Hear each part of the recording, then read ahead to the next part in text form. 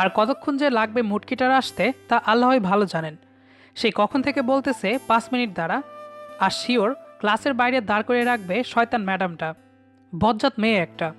কোন অলক্ষণের সময় যে মেয়েটার সাথে পরিচয় হলো। কি রে চিকেন আলী, ভালো আছিস তো? দেখ তো কয়টা বাজে। জানি 20 মিনিট লেট হয়েছে। জানতাম আজ ক্লাসের বাইরে দাঁড়িয়ে থাকতে হবে।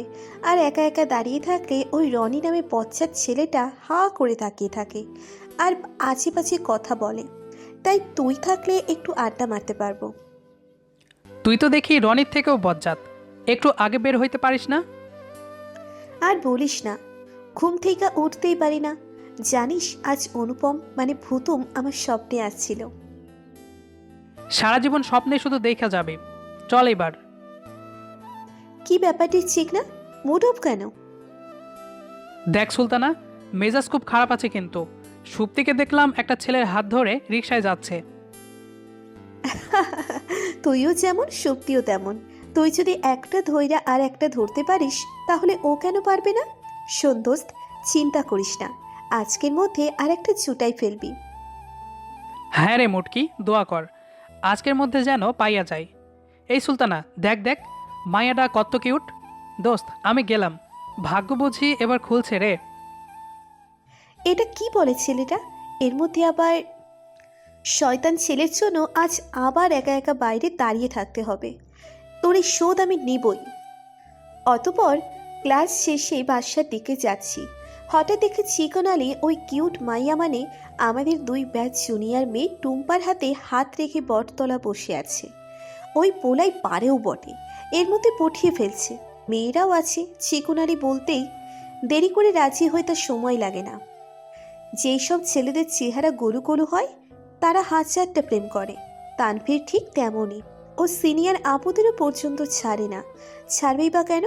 মাঝে মাঝে আন্টিদের উপর ক্রাশ খায় এই বদপোলাই।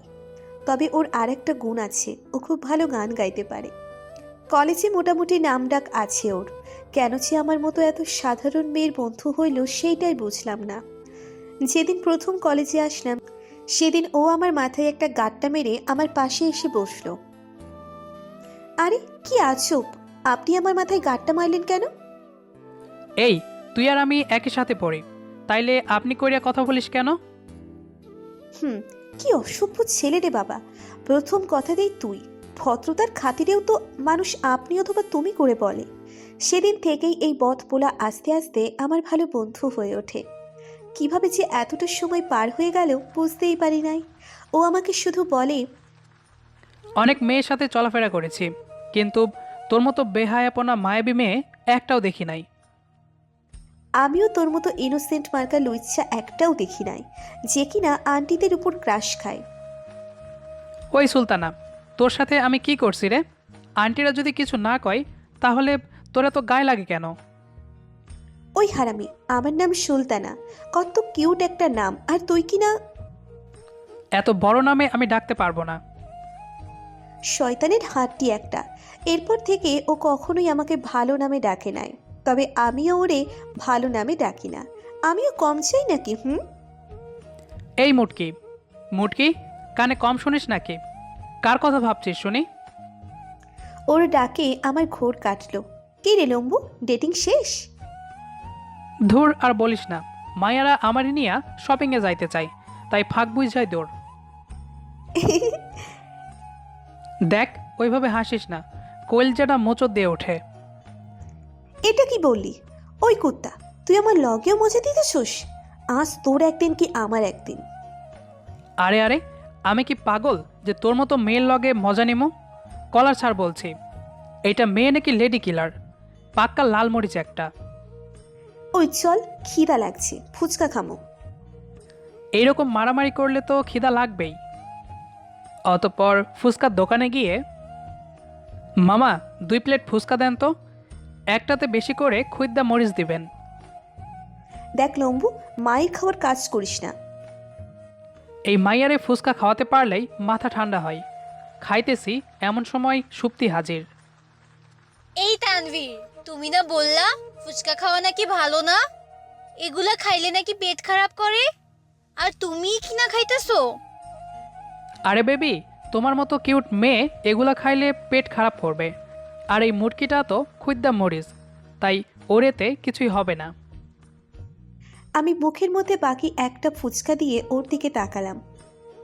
এই সুলতানা, ডাক করিস না, একটু মজা করতেছি। এরপর আমি ওর হাত থেকে ফুচকাই প্লেট নিয়ে টপাটপ খেয়ে ফেললাম।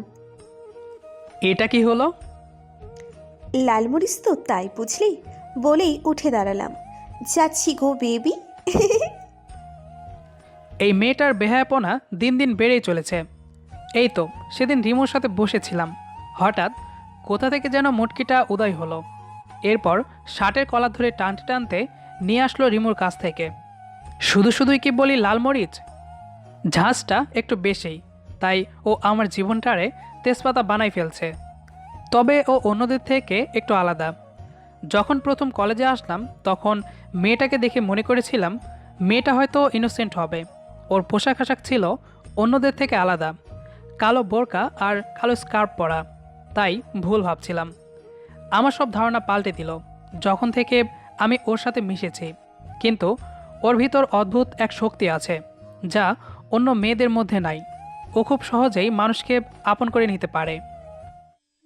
এই তানভীর, কি ভাবছো? চলো এখানে গিয়ে বসি। ও বেবি, তুমি তো জানো যে 2 দিন পর কলেজে ফাংশন আছে, তাই অনেক কাজ করতে হবে। এই বলেই দৌড়। এই মেয়েগুলো অসময় খালি বিরক্ত করে। এখন যদি মুটকিটা থাকতো তাহলে হাসতে হাসতে গাল দুটো লাল করে ফেলতো। আমি তখন ইচ্ছা করেই এক থাপ্পড় দিয়া আরও লাল করে দেই। বদ মেয়ে একটা। অতঃপর তার পরের দিন সকালে আমি মুটকিটাকে ফোন দিলাম। ভূমিকম্প আমার আরামের ঘুম হারাম করছে। মেজাজটা চরম মাত্রায় পৌঁছে গেছে। লম্বু, আইজকা তোর খবর আছে। ওই হারামি, কল করার আর সময় পাইলি না? কয়টা বাজে দেখছস? জলদি কলেজে আয়। অতপর আমি কলেজে আসলাম, কিন্তু লম্বুকে কোথাও খুঁজে পাচ্ছি না। আর এইদিকে চাচাতো বোন ফোন দিয়েছে। ওর ননদ মানে আখি আপু খুব অসুস্থ। তার বেবিটা নাকি মারা গেছে, এখন নাকি তার রক্ত লাগবে। এসব ভাবতে ভাবতে আমি তানভীরকে কত করে কল করতেছি, কিন্তু ও কাইটা দিতেছে। হবে হয়তো কোনো মেয়ের সাথে আড্ডা দিচ্ছে। খুব রাগ হইতেছে আমার। এরপর ওকে খুঁজতে খুঁজতে বটতলায় এসে দেখি যে টুম্পার সাথে বসে আছে আর গল্প করছে।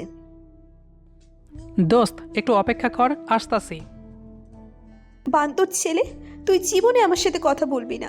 লুচ্চামির একটা সীমা থাকে, আর কখনো তুই আমারে ফোন দিবি না। কতবার ফোন দিয়েছি তোরে, একবারও বুঝলি না। ভালো থাক তুই এইসব মেয়েদের নিয়ে। এই সুলতানা, কি হয়েছে বল?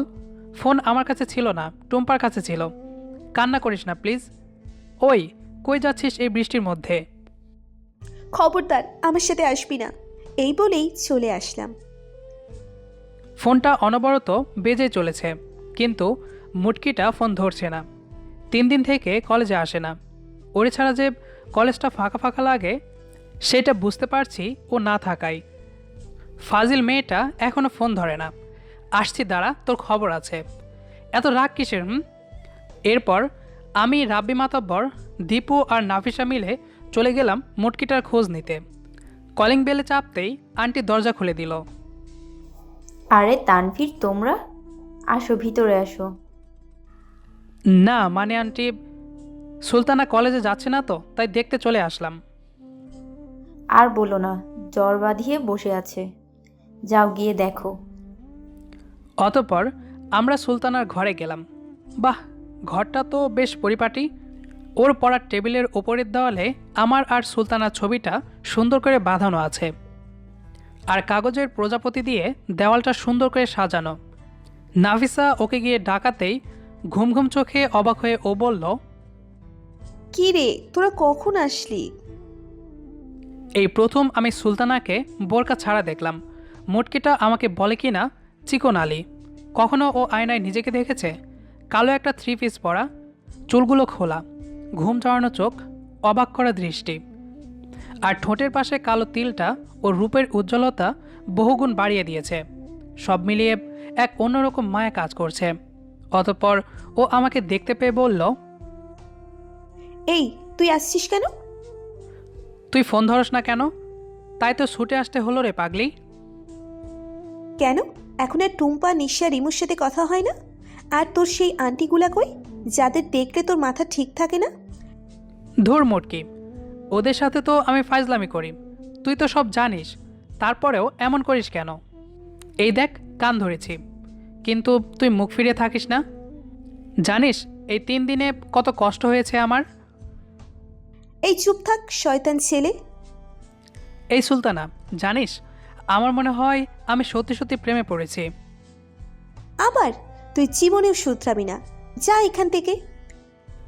হ্যাঁ দোস্ত, সত্যি তোকে ছাড়া এক মুহূর্ত থাকা যায় না। তোর একটু সাহায্য লাগবে রে সুলতানা। ঠিক আছে। কাল কিন্তু আসতেই হবে, তবে বোরকা ছাড়া আসবি। কথাগুলো নাফিসা বলল। আচ্ছা। ওরা চলে গেছে, কিন্তু কেন জানি খুব কষ্ট হচ্ছে আমার। তানভীরের কথা শুনে মনে হলো ও সত্যিই কারো প্রেমে পড়েছে। এসব ভাবতে ভাবতে চিকন আলীর কল আসলো। মাত্রই গেলি আবার ফোন? বল। কিরে, মন খারাপ রে মুটকি? না। তোকে কিন্তু আজ সেই লাগছে রে। আমারই কি টুম্পা মনে হইতেছে রে হারামি? রাগ করিস কেন দোস্ত?